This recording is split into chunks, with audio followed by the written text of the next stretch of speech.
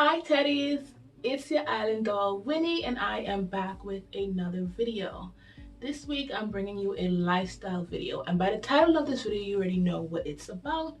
We're talking all about how I was able to get pregnant, how I was able to conceive with PCOS. Now I've been asked this question on Facebook, on Instagram. If you follow me at island._doll, you can DM me. I do respond.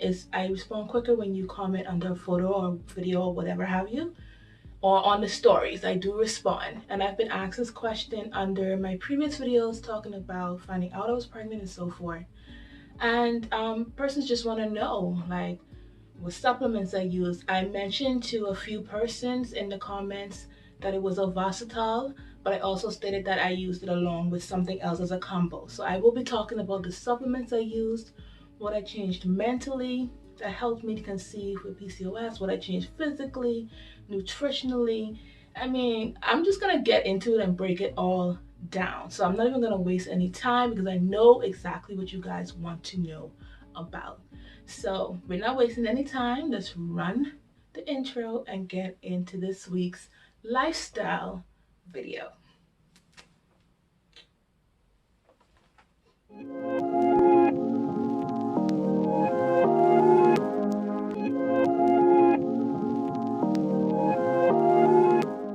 Okay guys, so like I stated, we're not gonna waste any time. I'm gonna get straight into this video. But before I do, if this is your first time seeing my beautiful mug and you just happened to stumbled onto this video, firstly, as always, thank you for stumbling. Secondly, hi, my name is Winnie. Nice to meet you, your favorite island doll. Be sure to hit that subscribe button and become one of my teddies. Join the Teddy Kingdom, join the family.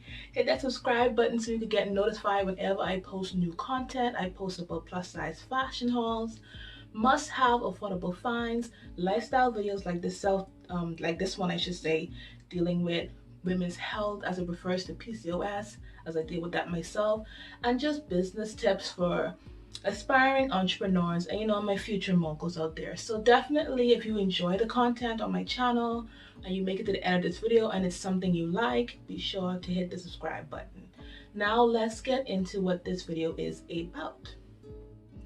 Okay guys, so diving straight into this list of what I changed that ultimately helped my PCOS enough for me to be able to state to you how I was able to conceive, get pregnant with PCOS.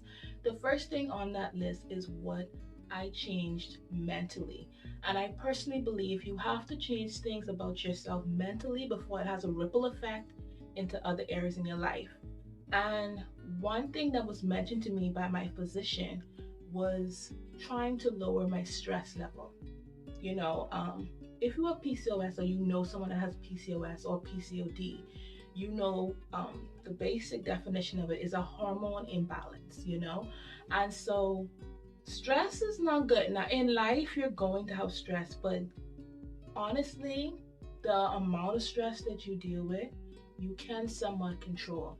And when I say that, let me state that what I did was remove myself from toxic environments as much as I possibly could, toxic situations, toxic people.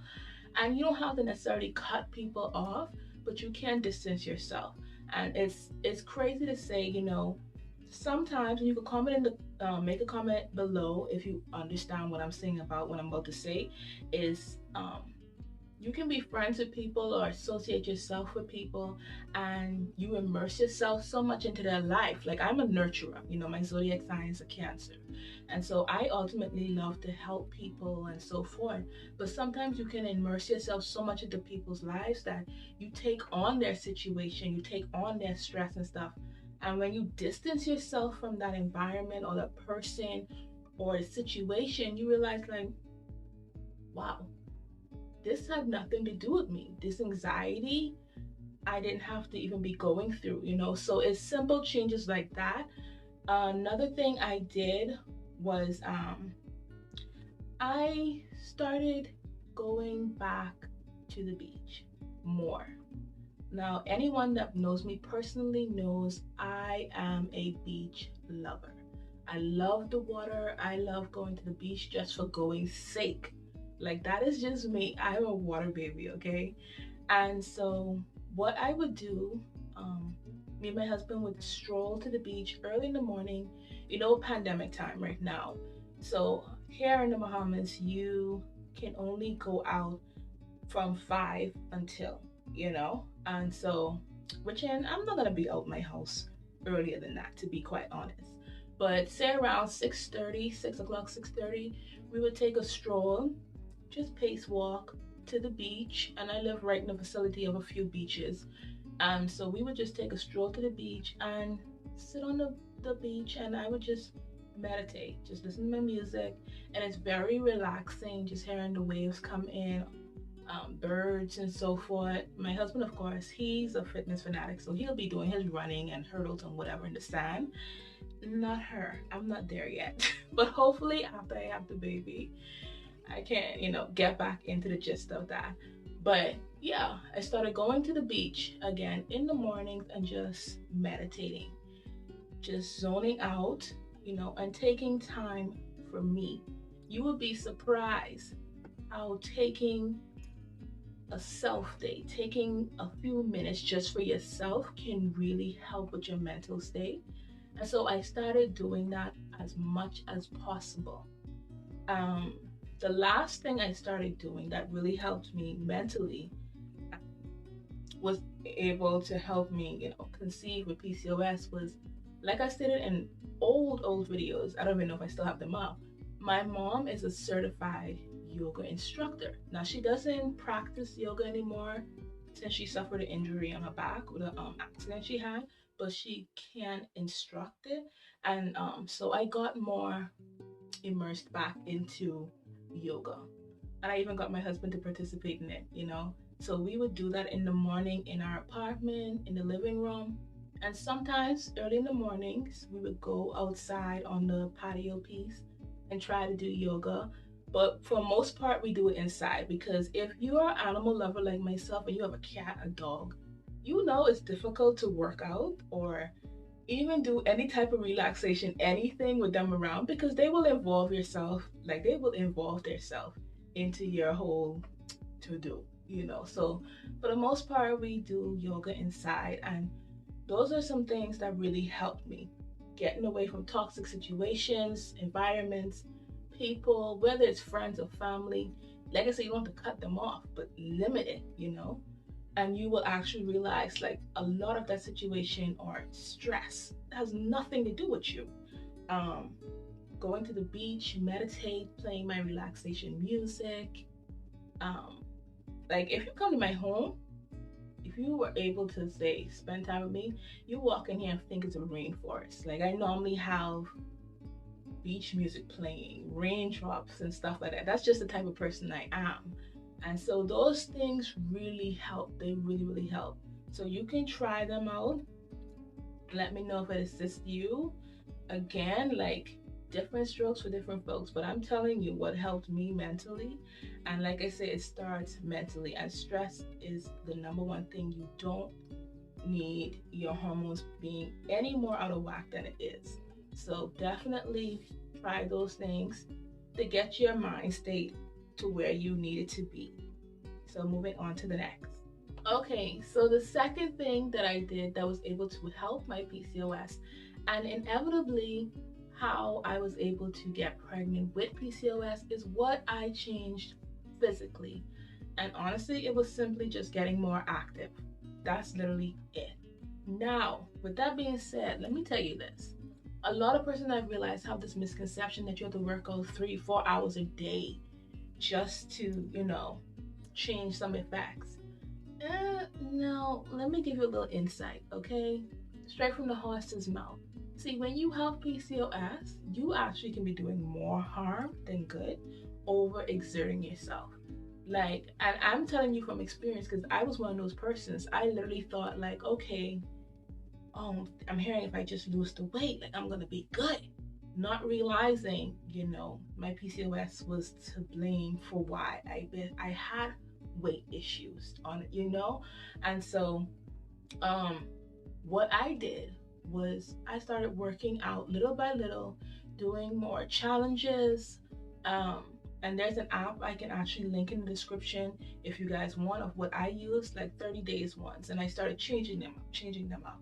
And I would work out for like 30 minutes every day, sometimes 3 to 4 times a week, as much as possible, but 30 minutes to an hour the most, the more I got into it.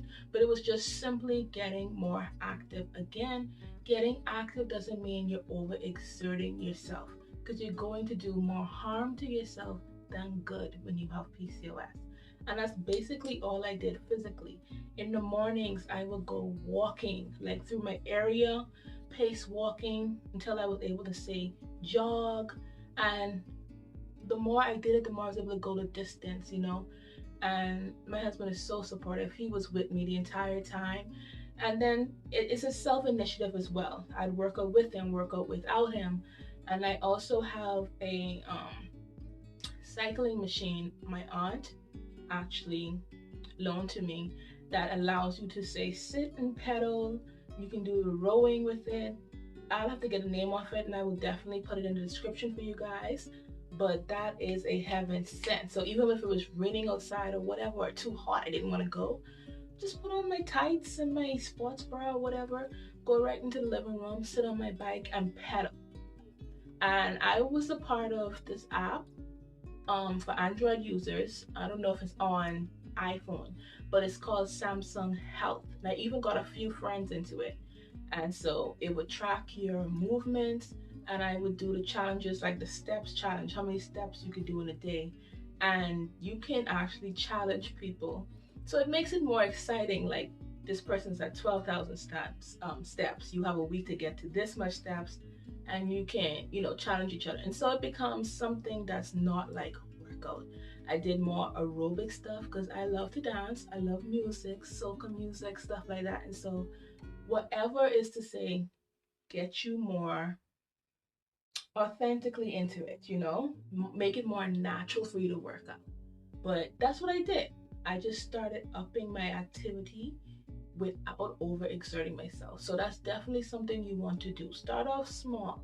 Start off with depending on your mobility level, start off with 15 minutes 3 times a week or so, and then up it. But do not overexert yourself, because again, that is not good when you have PCOS. But that's definitely the main thing I changed physically about myself, that was able to help me conceive with PCOS. It was getting more active. And it wasn't just strictly working out, it was more stretching. Again, I mentioned yoga, that helped as well. So definitely get more active. All right, guys, so moving right along into the nutritional things that I changed that helped my PCOS and was how I was able to get pregnant with PCOS.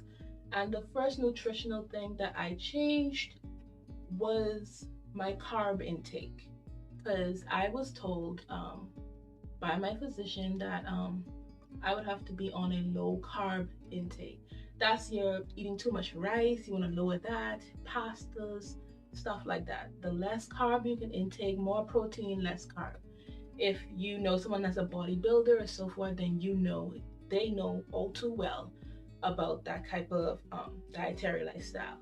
And I did it in a way to where it didn't feel like I was on a diet. It just felt like, I just changed my eating habits. It wasn't hard for me actually, until I realized how much carbs I actually intake as it pertains to vegetables that have too much starch and so forth in it. Like I love potatoes, sweet potatoes. But sweet potatoes are actually good, but too much of anything is not good for you. So I had to limit the amount of Idaho potatoes, those Irish potatoes that I would eat, bread, rice.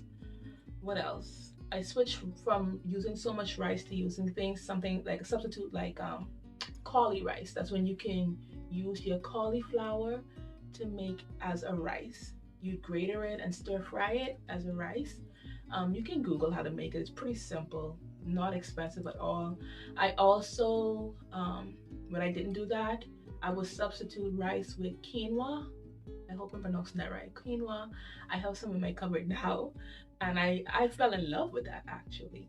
So I found ways to substitute. If I wanted potatoes, I would try to eat just 2 of them, and they're usually a good size, or I would substitute the Idaho potato for the sweet potato and just different things like that. Next thing I did was include more vegetables, and I tried to do the colors of the rainbow, more so in the green family and so forth. Get more broccoli in, string beans, cabbage, spinach, celery. If you look at some of my previous videos, I actually did the celery juice challenge that I realized actually helped me. And so that is something that I actually continued on with, whether I was drinking it or cooking it. I tried to include celery more because I realized from that challenge that it had a lot of benefits for myself personally. I'm not a doctor, I can't speak for anybody else, but for myself personally, I realized after doing that challenge how much the celery juice actually helped me. It does have a salty taste, but it's really good. It's good. The more you do it, the more you get into it. I stopped eating peanut butter and I switched to almond butter. That one is taking a little time to get used to. But yeah, I stopped eating peanut butter and switched to almond butter. Now I'm lactose. I'm allergic to dairy products, so I always drank almond milk and so forth like that.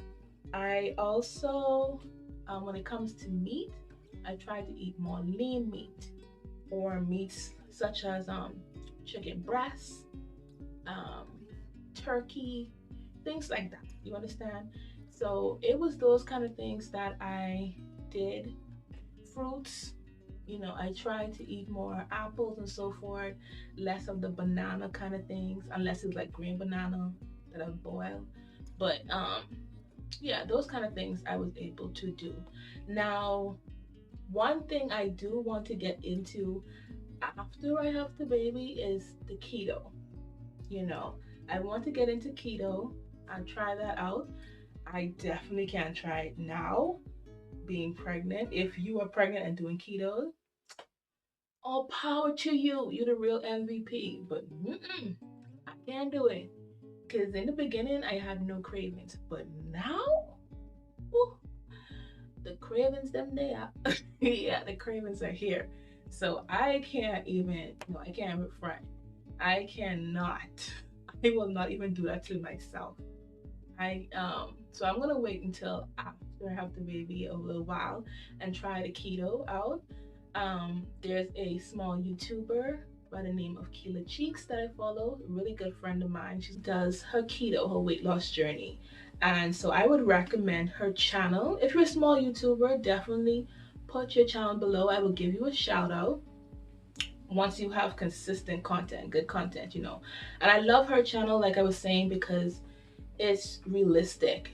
She is not all positives on the keto. Like, she shows you when she has her fall downs and pickups and so forth like that. So I would suggest her channel for anyone that is starting keto. So shout outs to you, Keela. Hopefully I'm able to do a collab with her later on in some type of venture, video or so forth. But I would definitely suggest her video because it's a realistic point of view from it. And also another channel I've been following for a while. Then she does the keto now and other cost-effective ways to better your nutrition. That is Miss Brooklyn's Journey. Most of you may know about her channel. That's a larger channel, but I love her channel because, again, just like Keela Cheeks, it is a realistic point of view, about dieting, changing nutritionally, using keto and what's not. Now, with the first YouTuber I mentioned, the small YouTuber, Keela Cheeks, she also has PCOS. So I feel like I say, for a beginner wise, you should definitely head over to her channel and check her out. And she does a lot of self-empowerment videos too, but specifically when it comes to keto, because that's actually what inspired me to say really want to try it when I get through it, having the baby and getting into the whole parent mode and what's not. I definitely want to try it, but like I say, she's not trying it now. And so yeah, I definitely just changed my nutritional habits to a higher protein and low carb intake, and that has significantly helped me. Now moving on. Alright guys, so we're almost to the end of this video. This is the final thing that I did that helped my PCOS and was ultimately how I was able to get pregnant with PCOS, which is what you guys want to know about, which is the supplements that I used. But before I get into that portion of it, just piggybacking off of the nutritional aspects I was talking about, another thing I did I want to include, want to mention was I included chia seeds and flax seeds into my diet when I would eat my cereals or oats and so forth like that. And I also lowered my glucose intake, which is your sugar. I lowered my sugar intake. If I wanted something sweet, I would grab a fruit more than I would get a soda or so forth, so that was something that really helped me. Or if I felt like I needed something bubbly, I would get a club soda. They don't really have no taste. I'll get a club soda and pour a little lemon juice into it, and that was me. But I would try to get my sweets from fruits instead of going to the natural habit of just sugary drinks or sweets like that. And if I had to drink juice, I would get 100% fruit juice, and so that dramatically helped me. But moving on to the supplements that I took, which is what you want to know about. So the first supplement I started taking was Ovasitol. I no longer have the package for it, but I will have a picture posted in this video. I will include a picture of it, and I got the powder, the Ovasitol inositol powder, and that helps balance your hormones and so forth like that. And that was I believe a 90-day supply. I purchased it right off of Amazon, no hiccups or anything like that. Got my package on time, and the powder doesn't have any taste, really. It really doesn't. I just put like a scoop into water, an 8-ounce cup of water, and drink that in the mornings when I was going to eat my breakfast and so forth. So that was definitely what I did. I will have a link in the description below of where I purchased it on Amazon from. The original brand that I can tell you is really trusted.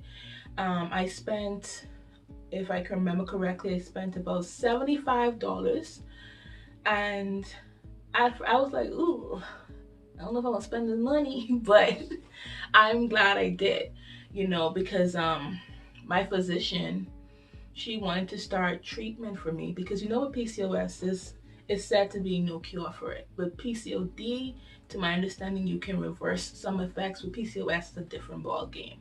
And so I was like, instead of me paying all this money to just get treatments, shots, because I am not a needle fan. I'm not afraid of needles or anything like that. But I mean, if I can avoid it, why not? So I did my own little research, and like I stated in previous video, I was a part of a group on Facebook. I think it was called, I think I still am. It's called Black Women That Loves Makeup or so forth. And one day, just randomly, someone posted about PCOS, and it was a whole community of women that just came and was giving their own knowledge. And one comment stuck out to me, and I reached out to her, and she told me about Ovasitol and where she got it from and so forth. And so that's actually how I found out about it. So yeah, it's called Ovasitol. I got the powder one, and it's a 90-day supply. I spent about $75 for it, and like I said, I will include that in the description below. The other supplement that I took with that is called Fertility Core. It's from the same company, and that is a pill. You can take it's you take one a day, and I think it's maybe 75 pills in a bottle or so forth like that. I will also include a picture of it in this video, and I will also include the link of where I purchased it from on Amazon as well, trusted seller as well. So I will definitely include those two in the description. Now those are not miracle workers. Along with the other things I stated that I changed, this was just the icing on the cake that helped, and that's why I wanted to save them for the last in this video, because mentally you need to change some things so it can help you physically and nutritionally, you know what I mean? And the hormone balancing supplements will definitely help you. I started seeing my cycles regularly, which was shocking for me because, like I said in a previous video, from I was a preteen, I've had issues with cycle, my period cycle, and just different things, you understand? So that was definitely a change for me. My headaches, I didn't experience headaches like that anymore. And like I say, PCOS for every different woman is different because everyone's body is different. So you have some females that what they've experienced with PCOS, I've never experienced. And what I've experienced, some persons are shocked, like what? Or they've experienced some of what I have, but not to that extent. So it's different for everyone. So, you know, I hope this video was able to help someone. If you have any questions, don't be shy to reach out to me. I don't bite. I will definitely comment back or respond to you in which form I can. But yes, the products I used are called Evositol, the powder one, the 90-day supply, and the Theranatal core, and that is a pill. And like I said, they're both from the same company, both from trusted sellers on Amazon. So I will have in the description the link of where I purchased them from, okay?